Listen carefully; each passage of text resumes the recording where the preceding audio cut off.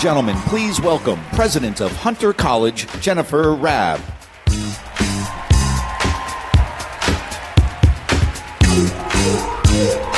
Good afternoon, Hunter College. I'm Jennifer Rabb and have the great privilege of being the president of this extraordinary institution, Hunter College. It is my pleasure and honor to welcome Bill and Melinda Gates to our campus to discuss their 10th annual letter and their philanthropic vision. Bill and Melinda, you could not have chosen a better moderator than Hunter's own Lin-Manuel Miranda. Woo! I say Hunter's own because we are so blessed to have nurtured Lin's amazing talents from kindergarten to Hunter High School, where Lin got his first critical review. His music teacher said Lin was theatrical, dramatic, and sang beautifully, but seemed to have no interest in chorus. It was on this very stage that we gave Lin-Manuel Hunter High's Distinguished Alum Award, and he sang his acceptance speech a cappella. Lin, we, including the Hunter College Campus School here today, shout out, we're so proud of you. It is fitting that you moderate this conversation about philanthropy, given your generosity to your alma mater, your extraordinary commitment to rebuild Puerto Rico, and your fundraising to revive a grand old movie palace in your old neighborhood and mine, Washington Heights. And Bill and Melinda, you could not have chosen a more appropriate venue to discuss your vision to use philanthropy to make the world a better place than here at Hunter College.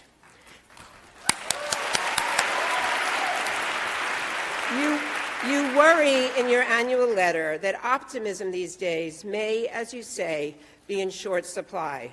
But rest assured, optimism infuses everything we do at Hunter, the place that keeps making the American dream come true. Here, students from 140 countries speaking more than 100 languages get a top-quality education at a price working families and immigrant families can afford. We believe, as you do, Bill and Melinda, that society can level the playing field through education. So we celebrate Hunter Senior Tamara Jean, the daughter of a janitor from Haiti who was just named a Rhodes Scholar. We believe in Colin Spruill, who worked as a blue-collar steam fitter, came back to Hunter at 26, and was just accepted at Yale, Harvard, and Stanford law schools. We nurture first-generation college students and new immigrants.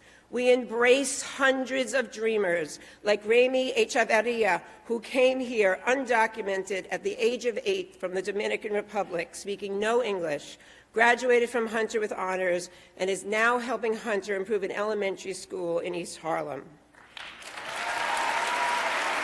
Our founder, Thomas Hunter, an Irish immigrant, believed in the power of education to change lives, and even more radical for his time, he believed in educating women regardless of their race, nationality, or economic status, something we know is important to you too, Melinda. Opened in 1870, Hunter was only the 9th school in the country to admit women to college. From the start, we have trained phenomenal teachers to improve education for all races and all classes. The Gates Foundation supported Hunter's commitment to education in 2003 with a grant to launch Manhattan Hunter Science High School, one of the first and most successful early college initiatives in the nation. Because of your investment, kids from low-income and minority homes are exceeding expectations. They are doing college work in 12th grade on our campus, with 98% of them going on to college. Many are here to say thank you to you today, so a shout out to Manhattan Hunter High. Bill and Melinda, we proudly welcome you to Hunter today because you exemplify the Hunter motto, Mihi Cura Futuri, the care of the future is mine. We ask our Hunter students to always remember what this public institution has given them, the investment it has made in their success, and to give back to society in whatever path they choose. I can think of no better role models than the two of you who have set a high bar through the generosity and effectiveness of your philanthropy. You are an inspiration to us all. You truly care for the future. We look forward to learning more about your dreams and are honored that you have chosen Hunter College for this discussion. So everyone, please join me in welcoming Bill and Melinda Gates and our alum, our moderator, Hunter's own Lin-Manuel Miranda.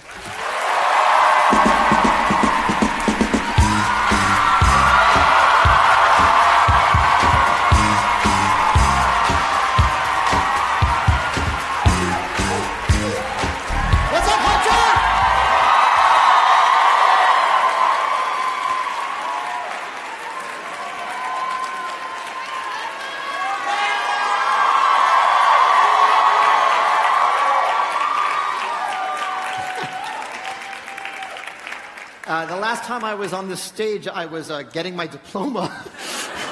So this is very surreal. Please sit down. We have a long night. Hunter College students, make some noise.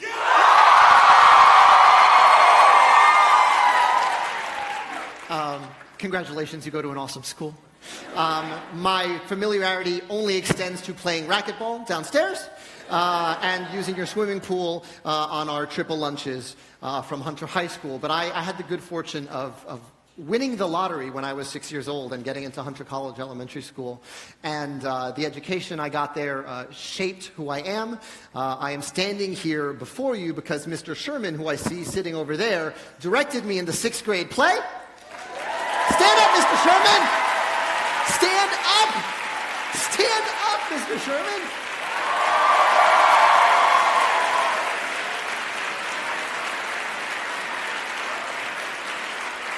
He cast me as Conrad Birdie in Bye Bye Birdie. And I don't know if you know this, but I was about 12 years old and 3 feet tall. And suddenly I was playing a role in which every person in the grade had to faint when I sang. And I thought, why would anyone want to do anything else for a living except for this? And so here I stand before you today, thanks to Mr. Sherman.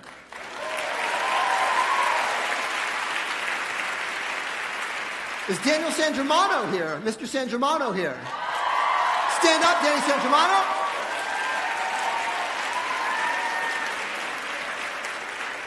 Danny's been my best friend since kindergarten. And he teaches art at Hunter.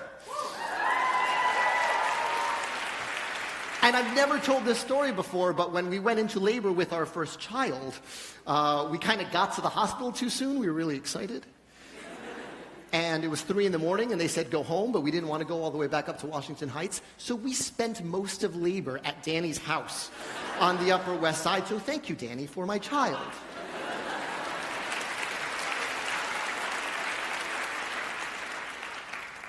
Listen, there's a lot of Hunter students here today. There's a lot of folks here today. And we're going to talk about the world, and we're going to talk about tough questions. That's sort of the goal today. Bill and Melinda released their annual letter, and their format this year, what are the toughest questions they get and answering them. We're going to get into those. We're going to get into any questions you have for me, which I promise you I'm wildly underqualified to answer most of the questions you're going to be asking them. So please grade me on a different curve. But they answer tough questions they get about their work. They write about how they decide what issues to work on, their views on the Trump administration, and even their marriage. So I'd encourage you to read it. You all have a copy at your seats. Those of you watching at home, it's PDF-able, it's readable. So without any further ado, please join me in welcoming Bill and Melinda Gates.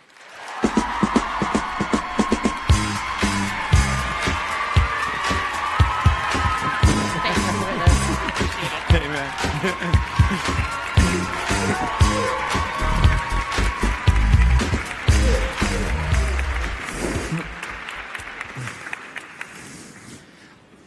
Okay, I'll ask the first question. You guys are leaders in philanthropy and solving problems, some of the hardest problems all over the world. I come up with rhymes for Aaron Burr. What am I doing here? And why did you want me to host? Well, I think it starts with the fact that we are huge fans. And we met first backstage in the fall of 2015. You just kind of really made it with Hamilton on stage. And fell in love, of course, as many people did with Hamilton. And some people would even use the word, maybe for me, obsessed. And it stayed alive in our house, still is alive in our house. And in fact, this is the Valentine's card that Bill gave me last year. And when he gave me this card, I was like, okay, that's what you're going to give me as Valentine's Day card. Your perfume smells like your daddy's got money. How romantic. Yeah, and then I was like, So this year, he already told me ahead of time, we're actually going, tomorrow night, it's Valentine's, we're actually going to the Hamilton production with 3 other couples who haven't seen it in Seattle.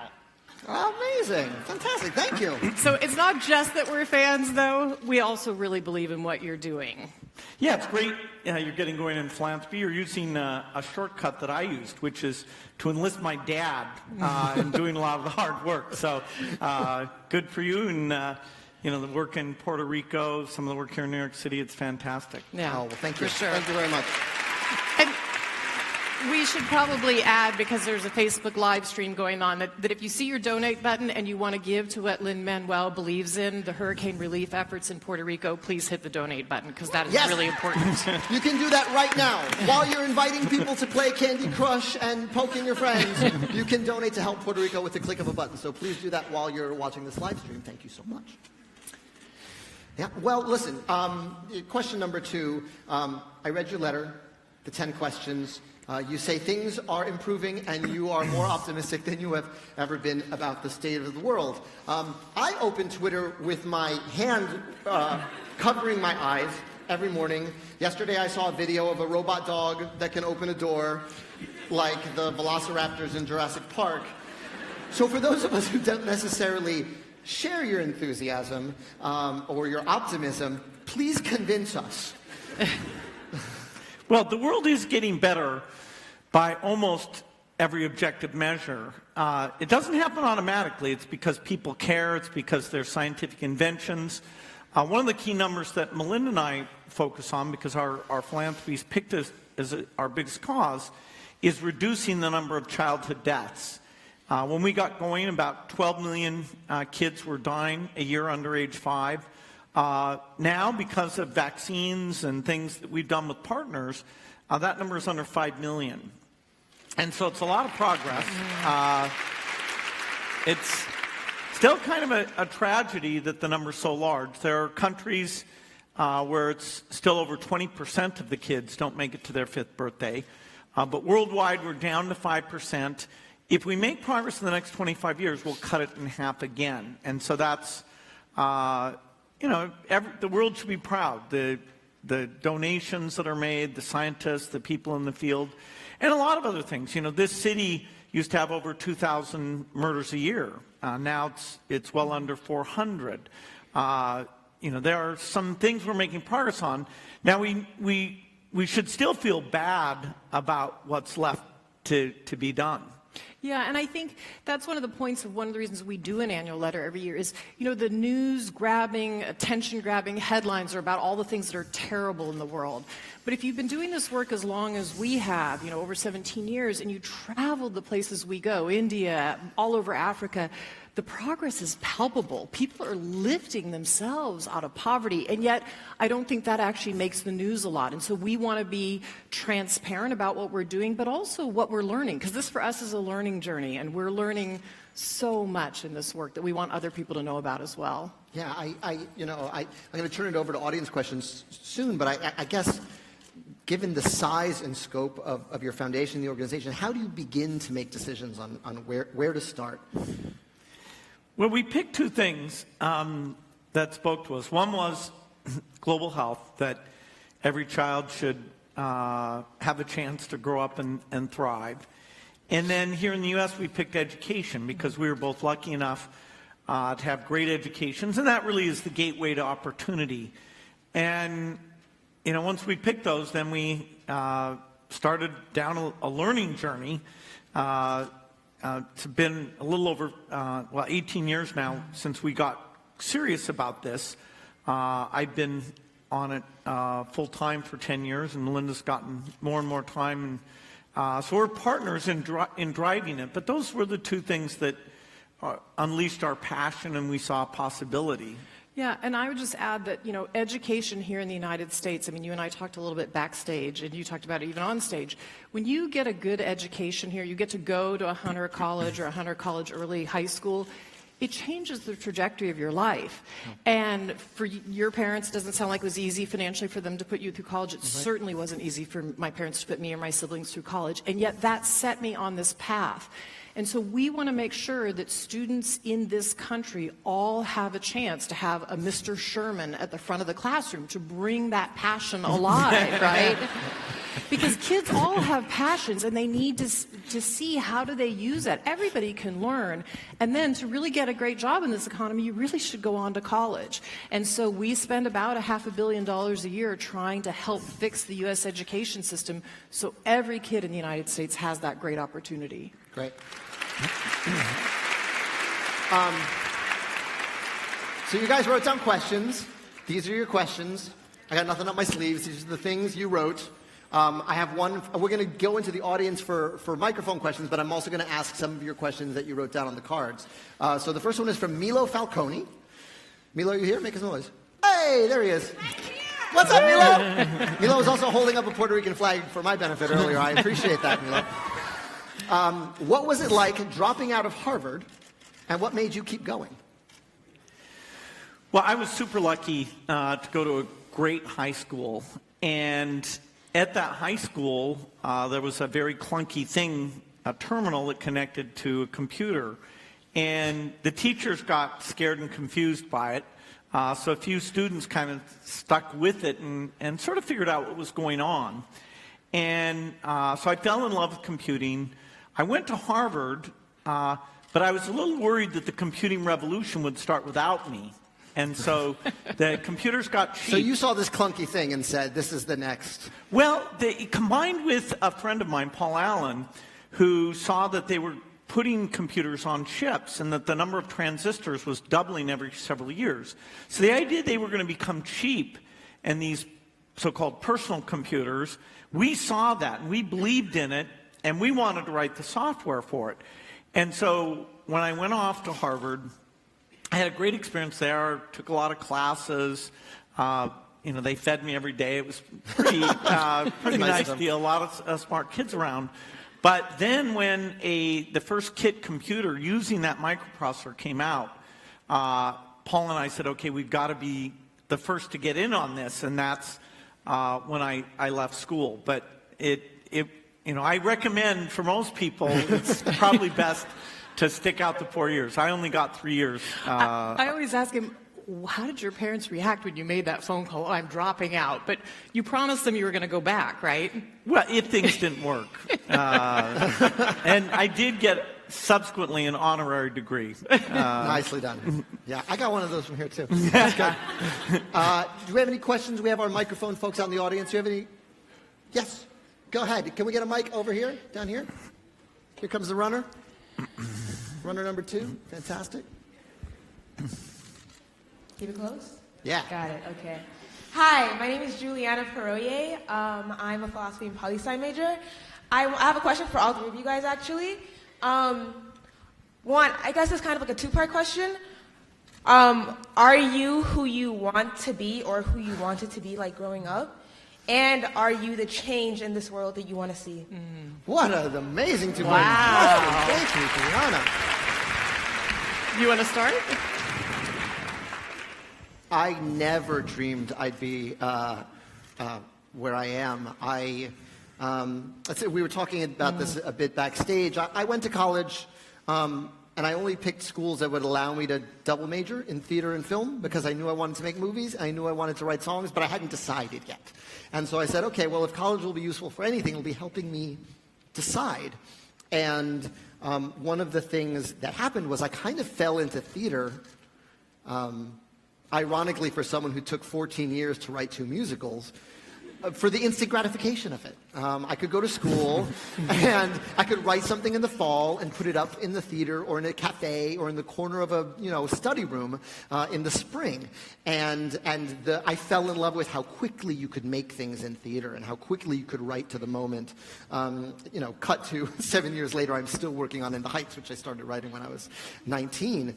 But I've had a lot of good luck. And for me, the good luck has not been in any of the hard work in developing my talents, but in finding collaborators. I met, just like you met Paul Allen, I met Tommy Kail the week after I graduated from college, and I instantly knew that this was a director who was much, much smarter than me. And I urge you to find those people who make you better and sharpen the talents you have. And I was very lucky to find, sometimes you look your whole life for those collaborators, and I found mine June 2002. And so that sort of changed my life in that I was not alone in this journey anymore. I had a partner in crime. And then that grew as we continued working on our show. And so I get to stand up here with the Gateses because a lot of amazing people made me better at my job through collaboration. And I think that's the magic of working with theater, is that it's you're forced to work together and you're forced to let the best idea in the room win if you're working at your best. And so it's a credit to them that I get to be here. And yeah, it's way beyond. I mean, my goal was to one day meet Weird Al Yankovic, and I've met him, so I'm good. Well, I haven't met Weird Al Yankovic yet. Can make it happen. Okay. I don't think in your wildest dreams I never thought I'd be up on a stage doing something like this. But I will say, I knew coming out of high school and college, I absolutely wanted to work as a woman and I wanted to have a family. And so by those two measures, I knew. I also wanted to meet somebody, obviously, that I could do that with and have that a dream. I certainly, when I first went to work at Microsoft, which was my first full-time job out of college, I certainly didn't think I was going to meet Bill. But we did fall in love, obviously. It's Valentine's Day tomorrow. But the other thing I will say that I knew, for various reasons, I did one of the graduation speeches at my high school, and I went to a high school whose motto was Serviam, that is to serve, and they sent us out in the community. I worked Dallas County Courthouse, the hospitals, I worked in public schools, and one of the things I said in my high school graduation speech was that success to me was to know that one life had breathed easier because you had lived. And so I never dreamt that I would be doing that on the scale that Bill and I get to do it, but I did know that was part of somebody I wanted to be. So I'll just tell you that your dreams do come true.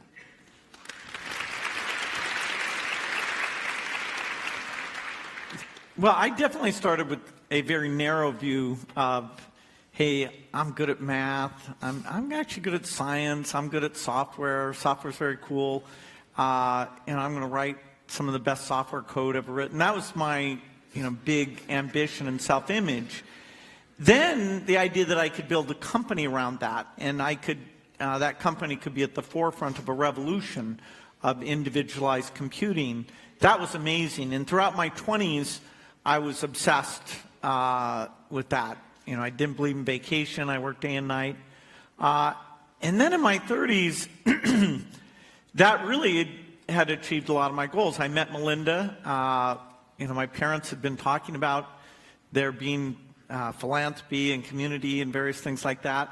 And so, I was lucky enough because of my relationship with Melinda to start thinking more broadly, and then told her that, hey, not only, will we give this money away, but, I'll retire and we'll make this our full-time work. So now I feel like I'm fulfilling some things that my parents would have wanted, but it's been a journey. Pick up on this point, though, that Lin-Manuel made about collaboration, because you talk about that in private, but not in public as much. I mean, you've had amazing collaborators over time. No, I mean early in the company, right? Yeah, certainly. The basic idea of the opportunity, Paul Allen was key to that. Steve Ballmer was a student at Harvard with me in the same dorm and played an absolutely key role in building the company up, how we hired people. And just, we got to hire good people, but those were my two key partners who made it fun. And, could sort of see when I was on to something big and support me or hold me back when I was a little out of control. So it was great. That's important. So look for those collaborators. They're huge. Facebook and people watching at home, we don't want you to feel left out. So we're going to take a question from Facebook. And here's the first one. Catherine Lynn Hack asked about the Me Too movement and steps we can take to root out predatory behavior. Melinda, what do you hope comes out of the Me Too conversation? Yeah, so as difficult as the Me Too conversation has been, I am so glad these issues are coming forward. That we know women are facing them all over the world, everywhere I go, India, Africa, here in the United States. We need transparency, and so we're finally at this phase where there's transparency. I don't think we're done with that yet. I think there will be more cases coming out. And then it is, what do you do with it? And one of the things that I'm so encouraged to see is women stepping forward, not just about their stories, but we have 80 women running for governor's offices. We now have 400 women, 400 women on both sides of the aisle running for U.S. House of Representatives. We have 50 women running for the Senate. So women stepping forward and saying, I'm going to take a leadership role. I'm going to make sure that if I get a leadership role, these kinds of things don't happen. And I think we have the opportunity to really create a 21st century workforce that works for men and women. And that's what I hope comes out of the Me Too movement. Fantastic. Let's take a question from the balcony. Do we have a runner up there? Anyone got a question up in the balcony? It's hard to see a little bit. Number 4 is back there. Hello. Hello. Where are you at? There you are. I see you. Hi. Thank you for being here today, Bill and Melinda, also Lynn. My name is Shimlin Afish. I'm here on behalf of Emory University, and I worked with a doctor from the chemistry research department as well as the medical research department. And so I had the chance to read Screw Business as Usual by Richard Branson. And I had the opportunity to learn about the Gates Foundation and how you all partner with companies like McKinsey to supply pharmaceuticals for AIDS crisis in countries like Zimbabwe. And so I spent my career and my education focusing on ways that I can help others. And so I came up with a concept using shipping containers to supply temporary affordable housing for homeless individuals that can be scaled through land banks in the United States as well as rural and immigrant communities in the global atmosphere. So I want to know what would be the best way to provide you all with my binder that I have developed the concept.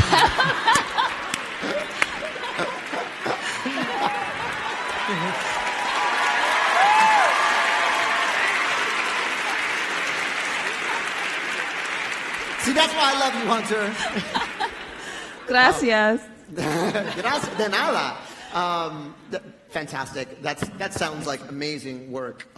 Thank you so much for that. I think you can hand the banner to that runner, and the runner will get it backstage. Okay. But that also begs the larger question. I got $1 billion. A lot of people don't have $1 billion. What are everyday ways that people can sort of help, and on the local level, on the individual level? Yeah, I love what you're doing, that you're taking your time and you're really learning about these issues deeply, and then you're putting that passion to work. You're figuring out a project that actually can make a difference for homelessness. And that's what I want to say to everybody in the room, no matter what age you are and no matter what socioeconomic status. You have time, energy, money, brains. And so learning about these issues and taking your passion and getting to work doing something, you have no idea what a difference that makes. That if you can make a difference in one life or in your community or at a bigger global scale, all of those ripples go out and make a difference in the world. And so I would say get started now, because it makes a big difference. Fantastic. All right, I'm going to do another one of y'all's from this pile. All right, I think this one's for me. Do you think progressive musicals, such as In the Heights, thank you, exist in today's political climate / administration? How do the implications of that musical conflict with the current state of our country? Well, actually, tomorrow is the 10-year anniversary of In the Heights opening on Broadway. I know that because of the Facebook On This Day function. Thank you, Facebook. Keep donating and hitting that button. But, it's what's really interesting is when we were trying to mount In the Heights, a lot of the issues that the show was about gentrification, financial displacement and economic struggle, we were told by producers, not the producers we ended up with, but in our journey, that they weren't high stakes enough. We talked about this a little bit backstage. Nina comes home from having not survived her first year at Stanford, and I can't tell you how many people were like, is that relatable? Maybe she should have an abusive boyfriend. Maybe she's pregnant. Maybe she's, insert your telenovela issue here. And I'm so proud of Tommy and Kiara, my co-writer, for us sort of sticking to our guns and saying, no, these are issues that are high stakes. And if you don't feel they're high stakes enough, it's our job to dramatize them so that they feel high stakes. And, there's a verse in 96,000 that Sunny sings that could have been written this afternoon. It's actually alarming how prescient it is.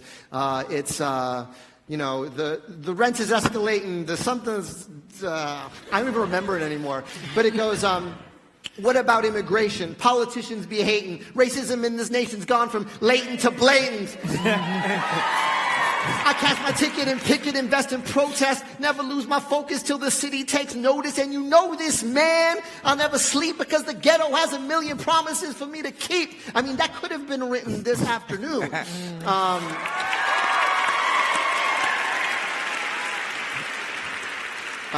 The immigration movement in particular it's as virulent a conversation as it's ever been. So I wish that it were more dated, but unfortunately it sort of seems to be more prescient than ever. Let's take another question from the audience. Yes, you young lady, can we get runner over here in the red with the stripe? Yeah. Number 2's coming. He's fast.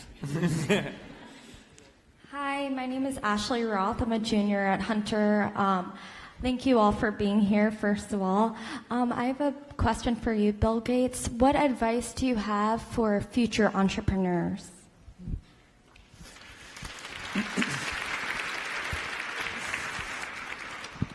Well, clearly we need a hugely broad set of talents.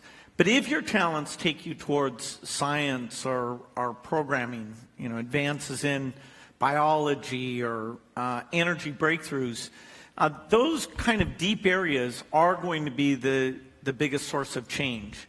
We need better tools to deal with all these diseases worldwide. Governments are having problems meeting all the needs out there, partly because health costs are exploding. And the only solution to that I see is innovation. So we need so many skills. People are willing to go out in the field and do the work. People who work with patients directly. But if you have an inkling that science grabs you, and it is hard work, that's where a lot of the opportunity comes from. So, I was lucky that, I was into software and engineering, but I hired people who understood sales and marketing and human resources. So it is a very broad team, but the more you can learn the science, the more you'll see where that next opportunity is. I'm going to go another question from the packet. This is from Aisha. Aisha, make some noise if you're here. Hey, thank you. Great question. In your 2017 open letter, you mentioned the support you got from imams in Senegal regarding birth control. How do you promote sound reproductive choices in Africa without being seen as second-wave colonialists? Oh, great. Thank you for that question. Great question. One of the things I think we've learned in this, in trying to promote contraceptives, is that first and foremost, the woman has to be at the very center of the decision. And she needs to be educated about her body and about her options. And you have to do that in a local, cultural context. And so we only work with local partners who have been in doing this kind of work for many, many years, sometimes decades in these communities. And one of the things that we've learned is that it's a universal truth that people want their children to not just survive, but to thrive. Another universal truth is that if you can space the births of your pregnancy, space the births of your children by 3 years, they're twice as likely to make it to their 5th birthday, twice as likely. So this is the greatest anti-poverty tool we've ever had, which is to allow women to space their births. So in Senegal, it was great. I met with the imams at the top of their hierarchy, and they said, look, We can use, the Quran allows for family planning. We will help you in West Africa to get that message out all the way down to the local village imam so that he is giving the message to women and to men. And sometimes you have to start with the men first and educate them about why their wives and their children will be healthier if they're allowed access to contraceptives. But I've become very passionate about this issue because we use contraceptives in the United States, we use them broadly, and yet 200 million women around the world are asking us for contraceptives and don't have access. So if we do it in the culturally sensitive way, believe me, women will take it up in droves. They're asking us for them. Wow. Fantastic. I want to know the answer to this question. It's from Catherine, and she put a smiley face and a heart. Thank you, Catherine. Oh, hey, what's up, Catherine? What do you think will happen to human civilization with further development in AI technology? And as someone who just saw a robot dog open a door, I'm very curious as to your answer. I think I'll let Bill take that one. Yeah. Well, AI is just the latest in technologies that allow us to produce a lot more goods and services with less labor. And overwhelmingly, over the last several hundred years, that has been great for society. I mean, we used to all have to go out and farm. We barely got enough food. When the weather was bad, people would starve. Now, through better seeds, fertilizer, lots of things, most people are not farmers.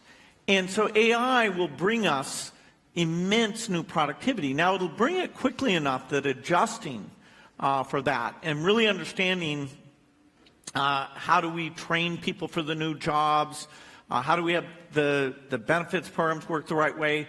That's a very key thing. But it will allow us to take this shortage where we don't have enough people to go out and work with elderly people or reduce class size or help special needs kids. This extra productivity is a very, very good thing used in an enlightened way. Someday we'll even get to the point where we can say, hey, people don't have to work super long hours. They can have periods of their life they don't work as much.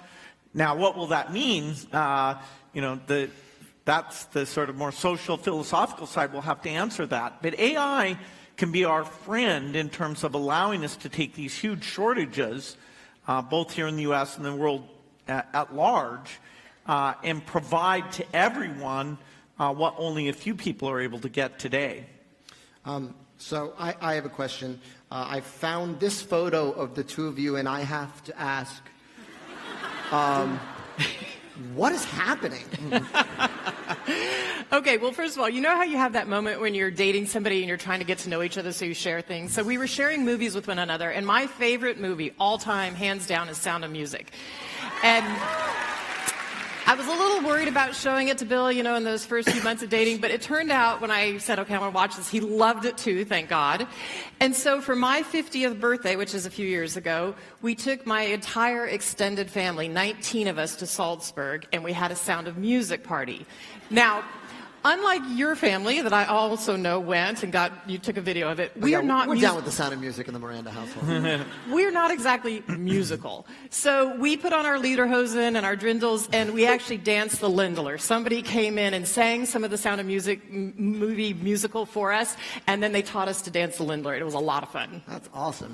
Okay, we have one. Just in case you had an embarrassing photo of us, we brought one of you, so we've got to know what's going on here. Okay, so wait a minute. The high school can appreciate this. This is from Spirit Week. Do you guys still do Spirit Week? It's where they indiscriminately sort of divide the school up into teams, and we have these sort of activities, and the best team wins. I was the Spirit captain my senior year. I guess our team started with an E. And I don't know, I think I look like a young Salvador Dali. I'm very proud of this picture. I feel #blessed. I have nothing to hide. Okay, let's take another question from the audience. But let's go in the back here. Gray shirt in the middle there. Yes, you, sir.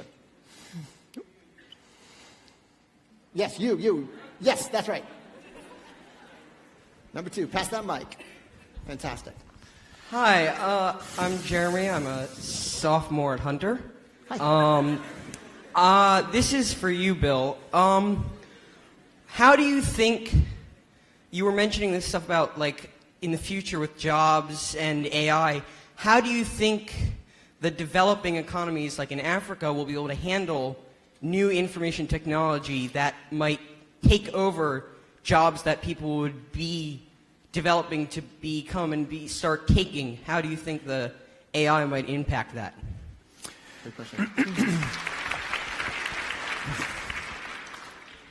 Yeah, so historically, there's been a path to middle-income status that partly involved doing manufacturing jobs and being export-oriented. And the Asian miracles, starting with Taiwan, Japan, then South Korea, more recently all of China, have gone up with a ton of manufacturing jobs. And now textile industry is moving to places like Bangladesh. As those jobs are more automated, the nature of how you're going to educate your population and what sort of exports they'll engage in, it will be different. It'll be more service-oriented, like we've seen in India with things like call centers and software.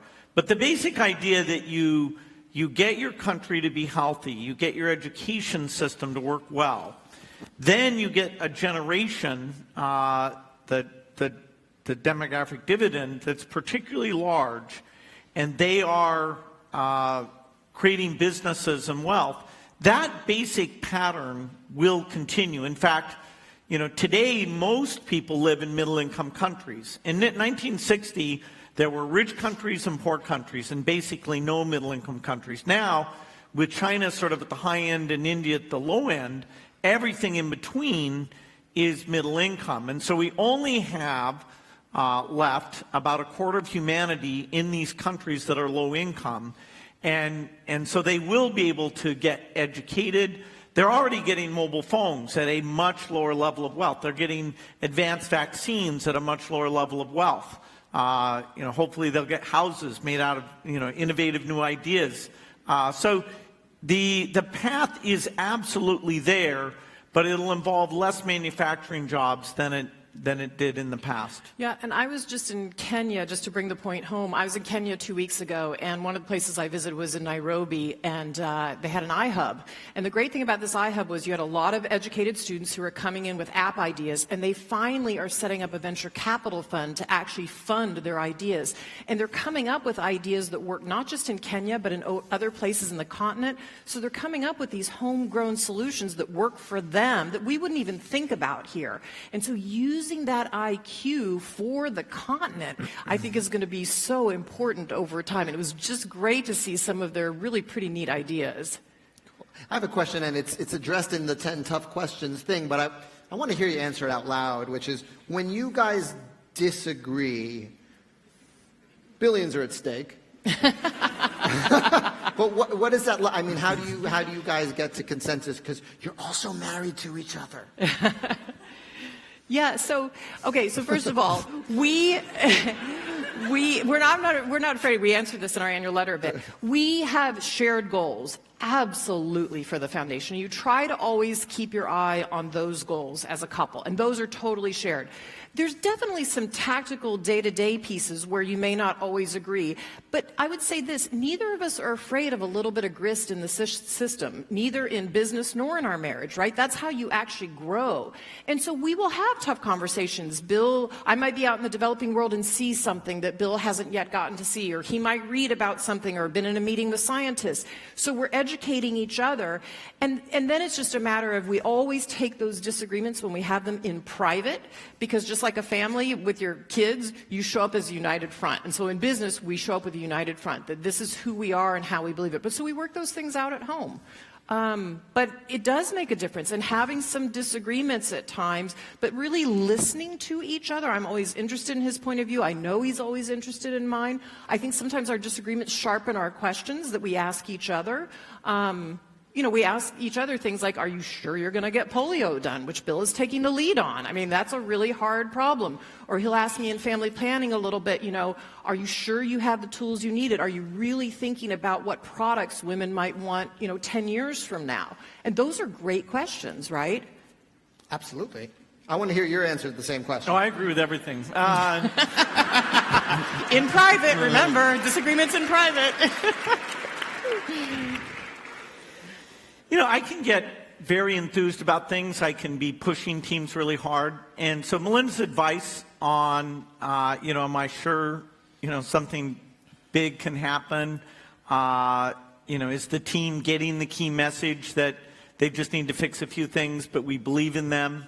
And what pace of work should we go about solving a particular problem? There are definitely things where we specialize, we'll have a different point of view, and working together as well as raising a family together, there's a certain intensity to that.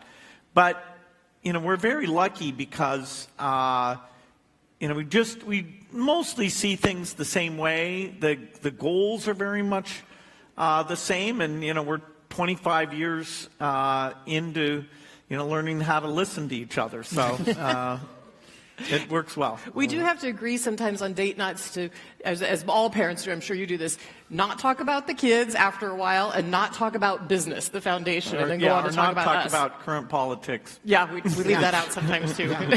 Let's take another question from you at home in Facebook land, actually. I'll get to you guys again in a second. But I'm so glad you're so enthusiastic. All right. Lynn Ellsbury Bates Ferrante. Que nombre! It's wonderful. Would like to ask Bill if he thinks Alzheimer's is curable. Yes, I do. But so far, the many, many drugs that have been tried at great expense have not succeeded. And so there's a lot we don't understand about the brain. Even memory and sleep, things that you'd think would be understandable. The next few decades, we are going to gain great insights. Very recently, companies have figured out how to get drugs to get into the brain. There's a barrier there, so most drugs don't work up in the brain. And so that makes us very hopeful. There's a few new theories about how you have to start early on to help the energy system in the brain. Because, of course, this is a disease that you mostly get when you're in your 70s and your 80s. And so I've met a lot of great scientists, making sure they can recruit patients, they have enough money for their high-risk ideas in these expensive trials. That's where I think I can come in and make sure they get the right backing. But yes, with the right patients, we can cure it. Now, that won't fix people like my dad, who are pretty far along, but for generations to come, it'll be a much better picture. That's incredible. Yes, take another question. You young lady right here. Number one, you want to head over there with the mic? Right, yes, you. Yeah, you were standing. No, sorry, behind you, gray sweater. Yes, yeah. You.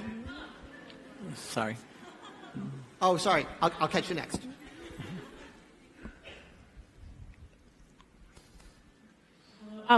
Jesus Christ.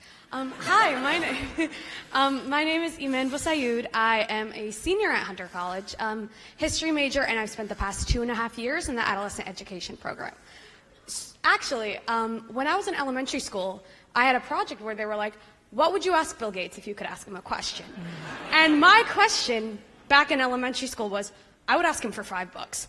I think your Nairobi anecdote, however, speaks to this being a larger issue in terms of education policy, however, where the plans of the philanthropic field are so often focused on the long term, where poor students and students of color have far more immediate needs that prevent their success. So I'm wondering, and too often are they worked for and worked on, but not worked with. So I think something that would also help a lot of the Hunter College high school students here are, what are your plans in working in the education field to plan on working with students? What avenues do they have to communicate with you? And in the past, what methods of communication on the part of these populations are more successful to you? What do you listen to? What voices do you hear? And follow-up question, y'all hiring? What a fantastic question.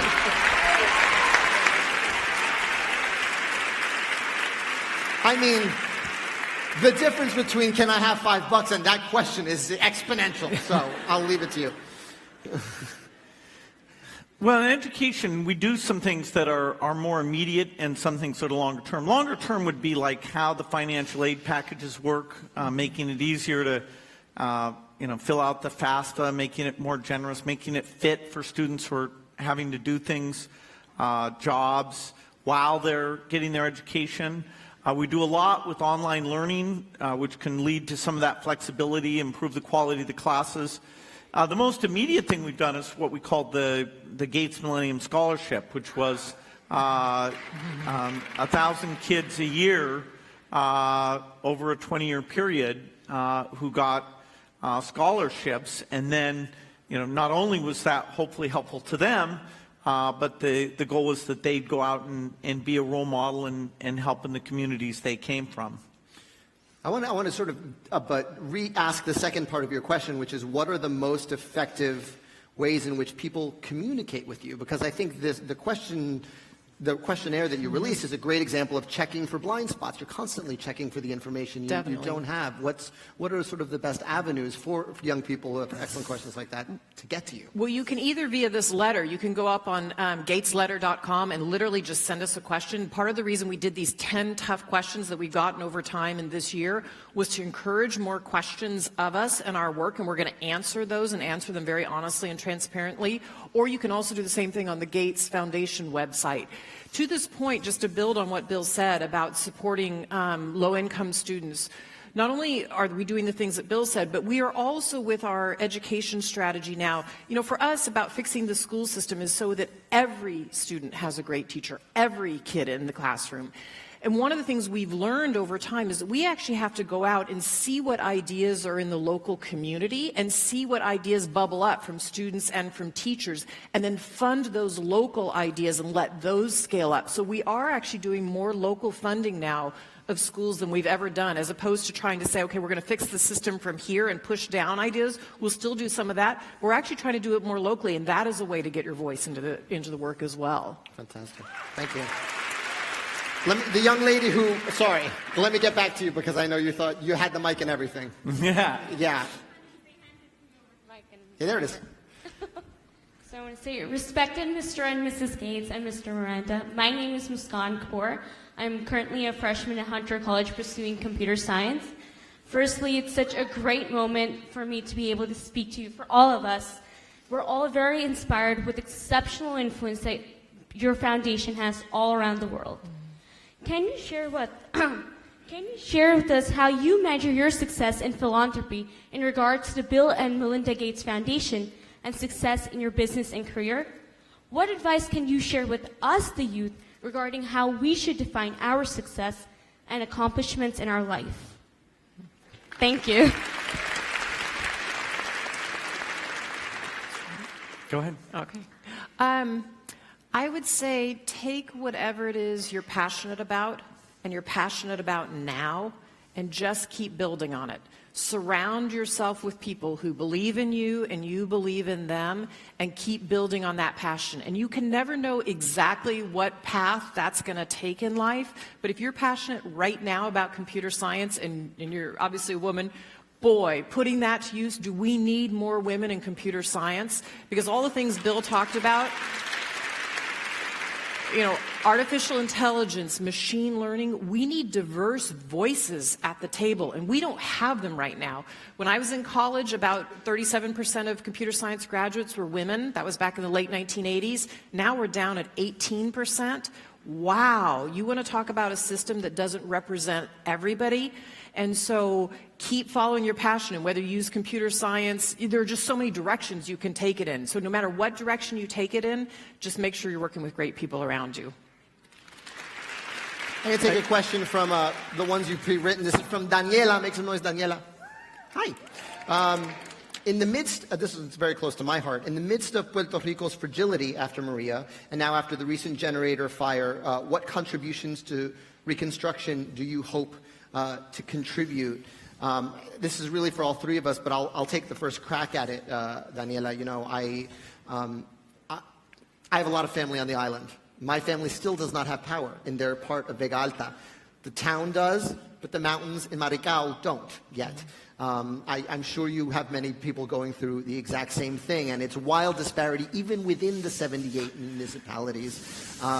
And my greatest fear is that it's going to take till May to rebuild the same old power grid, and then here comes hurricane season again, and we haven't been any smarter about what we're building. And so, my question and pivot to you guys is, in terms of climate change, which, there's a huge influx of Puerto Ricans to the mainland, and they really are climate change refugees. They are here because of this storm. What do you see as the challenges sort of going forward, not only with Puerto Rico, but in terms of the way climate change is continuing to affect the world? Do you want to start? Yeah, but we've certainly, it hasn't been a great year for U.S. policy on climate change. The withdrawal from the Paris Accords and the research priorities in the Department of Energy are a setback. Now, having said that, I still remain optimistic. In some ways, those administrative policies are creating a backlash where at the state and city level, at the level of entrepreneurs and companies, people are saying, no, this is more important than ever. And this is a tough problem where we need innovation. People want cheap energy. It's not going to work to say to India, hey, the U.S. got all this great electricity and it's been nice. Now you can't electrify like we did. You can't have refrigerators and air conditioning because of this problem. We have to give India a breakthrough that lets them have electricity like we've enjoyed and do it without any greenhouse gas emissions. And so there are various pathways of, unbelievable batteries or super cheap nuclear that has a new level of safety. There's like 10 different paths where you can imagine a whole new energy system. We need to move full speed in funding basic research and risk. And countries other than the United States, thank goodness, are moving ahead. China, which is along with the U.S., the biggest emitter, has some very aggressive policies. They have very strong popular backing for that. They are raising their research money. We're in kind of a rush because things get worse and worse. The sea level rise, the weather that the poorer farmers in Africa have to face.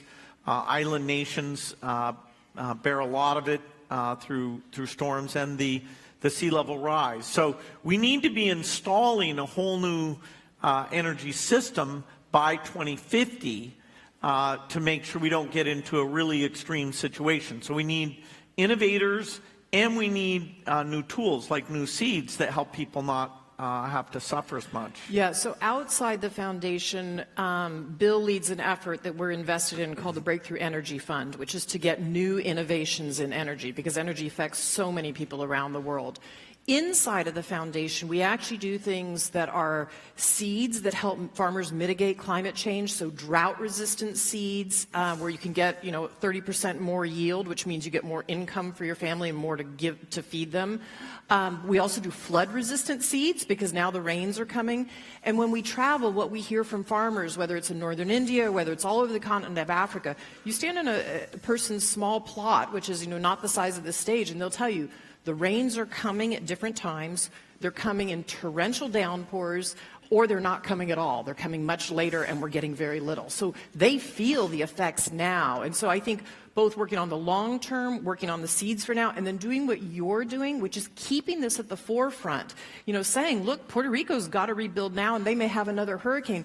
We have to keep all three pieces in mind so that we're making all the right investments, short, medium, and long term. Yeah, and I can also tell you, Juliana, what we've done, the organization I've been raising money for is the Hispanic Federation, and we have a new project called Amanece, and it's giving grants to community organizations that already exist, and it's everything from agriculture to rebuilding long-term roofs that will, that are, better than the FEMA tarps, and we everything from fisheries to, but really investing in agriculture, investing in sustainable solutions that will survive hurricane season. So that is our going forward, and you can donate at Facebook by literally clicking on the button while you are watching this live stream. And with that transition, let me get another question from the audience. Yes, you in the gray blazer. Yeah, that's right. Come on down. Fantastic. Hi. Hi. I'm Jill. Hi, Jill. I'm a community health and public policy student here at Hunter. My question is for Melinda. Hi. Hi. So I know that you champion birth control and family planning contraceptives, as you were talking about earlier, for women all over the world. how do you ensure those things for women in places where it might be dangerous for them to seek it? And how can you make it safe for them and also sustainable for those women? Thanks for that question. Yes, so women will tell you all over the world that it can be dangerous to use contraceptives. Their mother-in-law doesn't like the idea. Their husband might not like the idea. But they will go to incredible lengths to get it. And so one of the things we didn't have in this work, and this is true of a lot of the global health work, is we didn't have good data. And one of the things our foundation is committed to is making sure that we're making decisions based on data. But we didn't have great data in contraceptives or in many issues about women because the world didn't fund those issues. And we know that what gets measured is what gets done. So we've actually built a whole data system where we have young women go out in the community, they're community health workers or local community people, and they talk to women in their homes. And if the woman can't answer the questionnaire that's on this community health worker's cell phone, she'll often say, meet me in the village for tea, or meet me at the well, and they will go and hear what their issues are and then tell them a safe place to go for contraceptives. So we have things to fix all over the world, and it's different in different places. Whether it's the husbands who resist, you start educating them first, whether it's getting the supply chain fixed, or whether it's educating women. And so you have to look country by country. And honestly, I was just in Kenya, region by region in Kenya is different. One of the issues in the rural parts of Kenya is there's 25% teen pregnancy rate. So they're meeting the married women's needs, but they're not reaching the teens. And so we have to work on all of those issues systematically at the local community level. And I think if you're hearing anything from all of us today, it's about working at the global level, but also it starts with working at the community level, because that's what builds up to the global results. I have one more question here from your cards. This is from Ihor. Sup? Hey, you're all in the front row. Okay, that's weird. What are, if any, your weaknesses when running both the Microsoft and Gates Foundation, as every human has their limits, exclamation point. Gives you butterflies / anxiety thinking about. So what are your weaknesses? What are the things that make you anxious about your work? Well, I'm probably best at something that on complicated systems issues or visionary, how things are going to develop. And so, dealing with the hiring issues, the management issues, I always had to get other people to come in and help out, have deep sensitivity to how we were going to build up the team. And, even areas like sales and accounting, that weren't as exciting to me as the engineering pieces. If it's not exciting to you, you're probably not going to be as good at it. And so we brought a ton of people in on those things. Governmental relations, I didn't realize until too late how important those were. Mm-hmm. Yeah, well, let's talk about that. I mean, we're in the thick of that right now. I mean, that's one of the questions you face, and you said it's your most asked question in dealing with the Trump administration. What are the challenges besides the ones we read and scream at our computers about? Well, amazingly, the administration that did the most to help the poor in the world, that raised foreign aid the most, was President Bush. And their HIV medicines, right. Malaria work, the biggest increases ever took place in that 2000-2008 period. President Obama did a great job maintaining and slightly improving those things, but the budget was tighter. Now those things are under attack, and that's very central.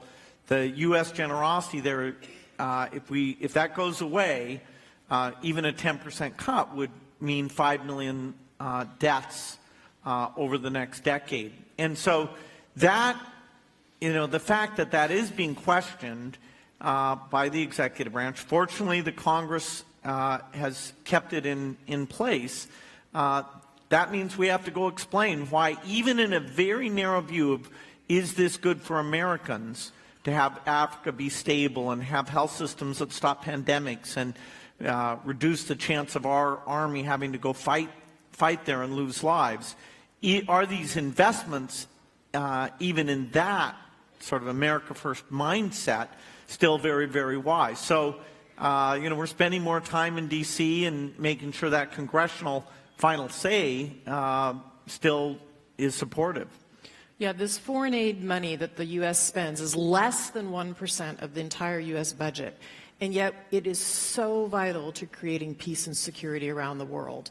And it's also vital in terms of keeping disease from coming into our own country. I mean, we saw the scare with Ebola. It's only because there were health workers on the ground working on polio in Nigeria that didn't break out in wide scale in Lagos and end up all over the world. So if you believe in any form of soft power, if you believe that the world is more peaceful when it's prosperous and low-income nations can build into middle-income nations, then you invest in foreign aid. So it makes absolutely no sense to us when we see an administration budget come forward and there are severe cuts to foreign aid, or there's a zero in the column for contraceptives for women. I mean, you're leaving women in destitute poverty if you don't fund contraceptives. And the U.S. used to be the biggest funder of contraceptives around the world.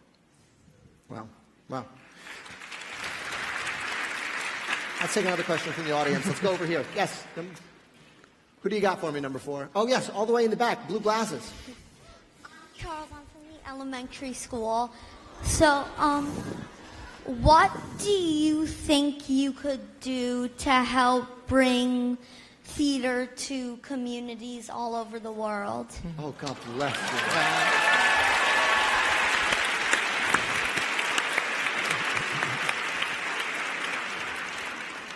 That was so great. I'm really glad you asked that just now in particular. Thank you for that great question, because it actually ties into this latest budget, which had a 0 next to the column for the National Endowment for the Arts, which I think is a huge mistake. One of the misconceptions of the National Endowment for the Arts that I think is common is that it's somehow funding art that people should already be paying for, when actually a lot of the money for the NEA goes to things in all 50 states and goes to underserved communities, theaters all over the world, theaters all over our country, and local arts economies. And they're in West Virginia, and they're all over the South, and they're in all 50 states, and that's just as vital a part of our economy as anything else is. So by defunding that, you're actually defunding poorer communities. I believe in the power of theater. I believe that when our robot dog overlords take over, I'm not as optimistic as Bill, we will still tell each other stories in the dark. I think that is our oldest art form, and I don't think that's ever going away. And so, I think that's worth fighting for, and that's worth protecting. And I think we've seen over and over again, studies will bear this out, that when you have art and music next to math and science as a part of your education, you have it, all test scores go up. Music involves both sides of the brain. And so, I think it's important to continue to invest in those, and change the world. And you're a part of that, and your glasses are adorable. I have one more question from Facebook. And this is question number 3, and it is from Mark Zuckerberg. M-Zuck. If you could go back and give your he's got some shocked reactions. If you could go back and give your younger self one piece of advice, what would it be? Asking for a friend. Let's start. Well, Mark, Mark's doing amazing things. Yeah, he and his wife, Priscilla, have started their philanthropy at a much younger age than we did. And they've taken on some ambitious things. And, of course, they have their young kids, and Mark's running the company. I was so naive about different skill sets. I thought if somebody had a high IQ, they could be good at everything. And the idea that you needed to blend these different types of skills together, that always, continued to surprise me. And, hopefully I've learned it pretty much by now. But that sort of notion that there was just this simple idea of smartness and it could go and solve everything, I wish I'd known better than to think that. I think I would say for Mark's friend, not for Mark himself, because is to trust yourself. You know, you probably know more than you think you do, and I could sometimes get pretty impatient with myself. And yet I have gone back. I think when I was in my 30s and 40s, I went back and realized that I knew a lot, even coming out of high school, about who I wanted to be and what I wanted to do in the world. And so to trust that younger self and to carry it with you all the way through, I wish somebody had told me that. I might have been a little less impatient on myself.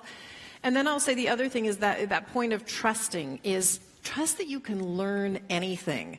I mean, one of the fun things for me about hanging around my husband in a work setting and at home is he reminds me all the time, and he role models it for everybody, is you can learn any field you want to learn. So just because I didn't learn great biology in high school, I actually have to learn a lot of it now for the work we do at the foundation. And so he's taught me you can just go learn the fields that you didn't learn before, you know, and that's a really encouraging thing to know that you can just learn anything. Yeah. What would you say? Oof. I think it's along the lines of your first answer. I would put it as, if I could look at high school me and just say, it's not that deep. When you're in high school, I'm looking at you guys.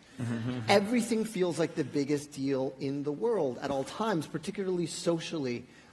Everything, you know, there's a day when it feels like everybody hates you and it feels like the world is going to end that day. Honestly, theater is what saved me from that, because once I started getting cast in the school play, I started making friends outside my grade, and you realize, oh, when the drama is too deep here, I can go into another hallway, and where no one even knows any of that, and you know, and that's sort of a function of the age. I think that's a function of adolescence, is like everything, the stakes just become higher because you are literally feeling more than you have ever felt in your life. And sometimes that can have disastrous consequences when you can't see the long term. And so I would just say, it's not that deep. It's not that deep. That's what I would say. Let's take some more audience questions. Yes, you in the scarf here in the third row. Mic 3, you want to come down and give someone give her a mic? I love that you're stage directing while you're asking questions. Right here. Yeah, great. Hi, my name is Layla. I'm a freshman at Hunter. Don't know what I'm studying yet because it's not that deep. Learn so quick.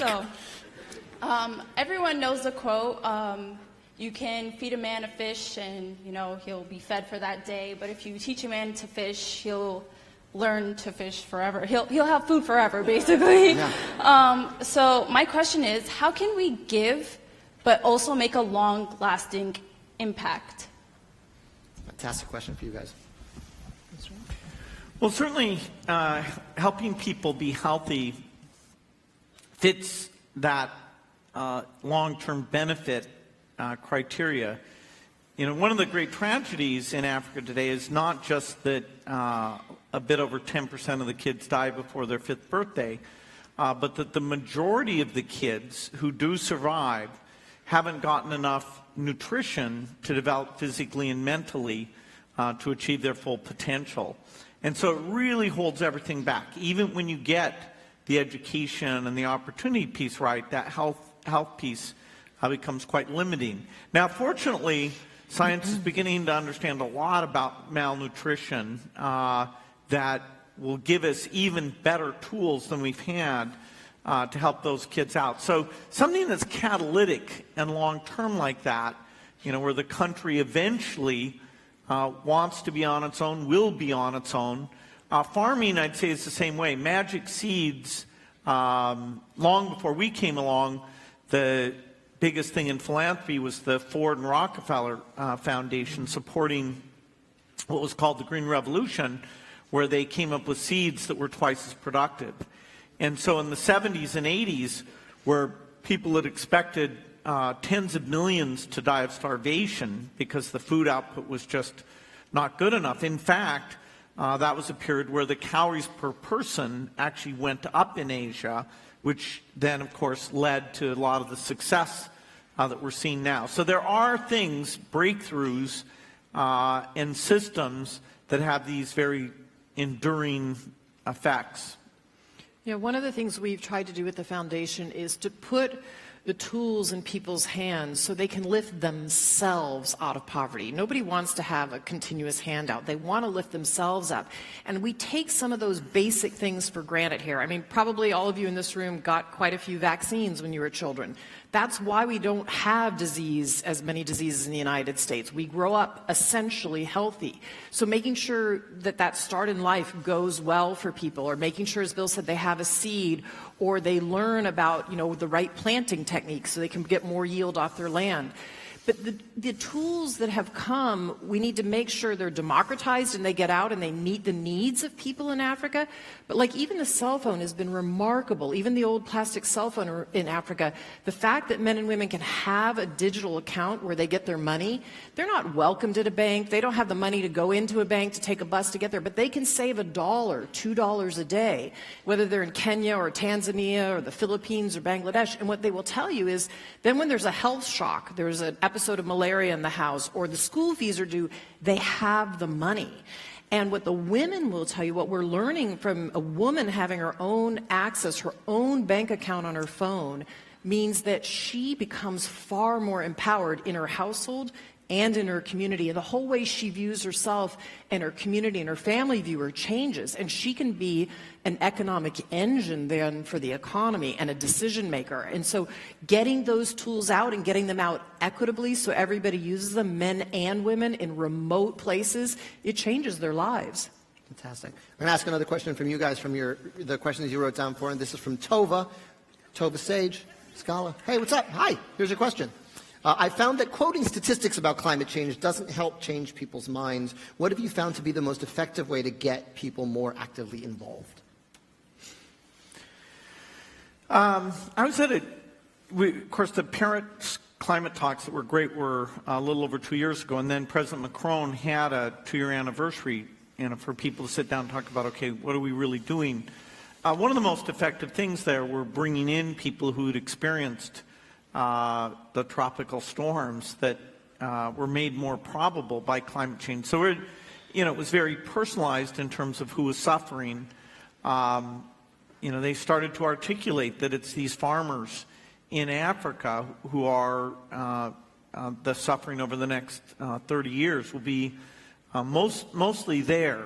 And so that kind of brings it home to people. North America, only the southern part of the country will really be hurt substantially, and that's, later in the century. So for the mainland itself, you can point to more flooding in Florida, or, how all the feedlots have moved to the north because it's too hot. It's not economic. And then you can look at the crop productivity. The idea that anybody can question this stuff, there's just so much great stuff about migration of different species further north, or how long various seasons are, that the data is there. Now, are they paying attention, or do they belong to a group who part of their identity is that, no, this is one of those causes that we don't believe in? It's a tough time in politics where it's more like you're more for the group that you're in than you are for the factual exploration. Well, damn. Yeah, thank you. That's a great question. We have time for the last question from the audience. I want to go to this side because I haven't gone at all. Yes, sir. You waving your arms in the gray sweater. Yeah. Can you come on down, Tim? Okay, down here. Yes. No, right here, right here. Yeah, right here. Standing up. Thank you. You guys have been amazing, by the way. Mm-hmm. Give yourselves a round of applause. Yes, sir.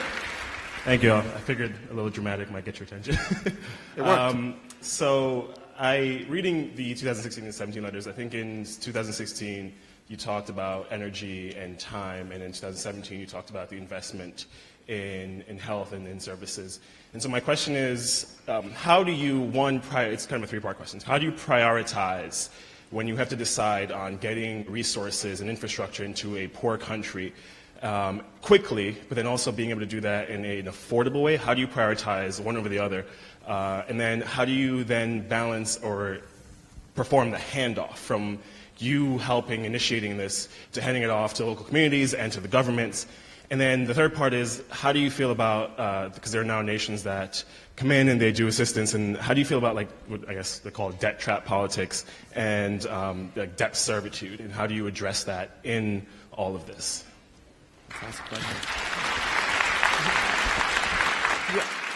I'll start and then you can pick up. How's that? So one of the things I would say is, first of all, it was kind of back to the same question about you teach a person to fish versus do you give them a fish or do you teach them to fish? Everything that we're thinking about doing, we always have this question of what we call kind of upstream versus downstream, which is we absolutely want to relieve some of the pain and suffering today in the world. So we take today's tools and we make sure those get out there. And we try and run pilots that maybe a government won't take on or companies just won't take on in the developing world because there's no market. And then we try to get them scaled up. But so we definitely work on things that are pain and suffering today with today's tools. But we're always trying to work upstream as well. So I'll give you an example. In malaria, the only great tool we have today are malarial bed nets. And and the thing that we want, though, is a vaccine. If we get a vaccine for malaria, it will change the whole game of malaria. And you have to apply the right tools at the right time. So we're both funding the malarial bed nets through an organization called the Global Fund, and we're working on the scientific research around malaria vaccines, just to give one example. We are always, though, to your second question, working in partnership with locals on the ground and trying to get the government bought in from the very beginning. Because anything we do, even though it looks like our resources are big, they're not enormous. I mean, when you compare our resources to what we're trying to do in HIV/AIDS or malaria or the U.S. education system, they're small. So we're trying to show experiments and ways of doing things, and then it's up to governments to scale them up. So we have to work all the time, know what civil society's role is, know what our role is, the local partners, and the government, because you need government funding ultimately to get this out to hundreds of millions of people. Yeah, some of our best success has been in Ethiopia, where they were very anxious to take a really bad primary health care system and agriculture support system and build up their capacity. And they had a centralized plan. They got the donors to work together, and we helped pull that plan together. And that has been a partnership over the last decade in huge progress. Then you get some places like Somalia where the government is so weak that you're still just using the non-governmental organizations to get the vaccines out, hoping that things will get better there. One good example of that illustrates your question was the HIV response. In the early days, where there were so many deaths in Africa, it was built up using a lot of foreign workers. The way the drugs were moved around was created just for the HIV system, and it was a fairly expensive system to run. And then over time, as people said, well, this is going to be ongoing for decades, that we need to keep these people under treatment, the idea of, okay, where do you integrate it into the government's health system and not have it be a separate supply chain and workers paid on a different basis? That required a lot of thinking. I give the world quite a bit of credit. The U.S. government is a big funder in this area.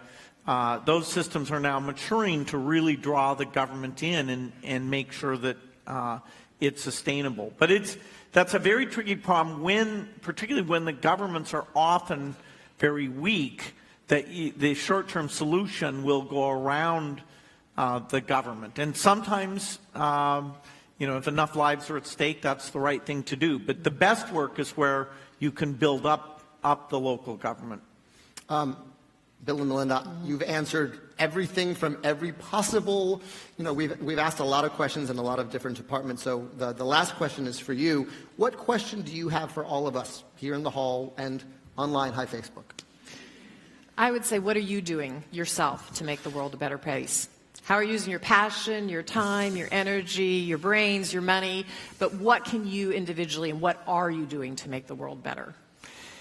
Yeah, I'd say you're very lucky to be associated with Hunter, and in any way, it's a great institution. This is a great time in terms of anything you want to learn about. The courses are out there. You can discover what's going on in these areas. So, find something that you want to change over your life, whether it's volunteering, your voice.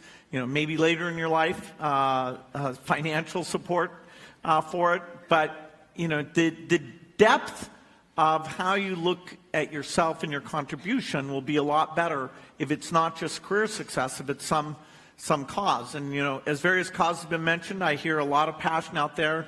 It's very inspiring to be here and talk to you. Definitely. I also want to say, on a personal note, the fact that we get to come to this auditorium, to come to my alma mater, and how you guys have asked such sharp, intelligent, probing questions makes me really proud of y'all and really proud of the school. Go Hunter! So, thank you, Bill and Melinda. Thank you, Hunter. Thank you, everybody watching on Facebook. Thank you in advance for donating to Puerto Rico. We're going to do one more thing, which is we're going to do one big selfie. So we're going to get the camera over here, and y'all just stay where y'all are, and we're going to take a picture. All right.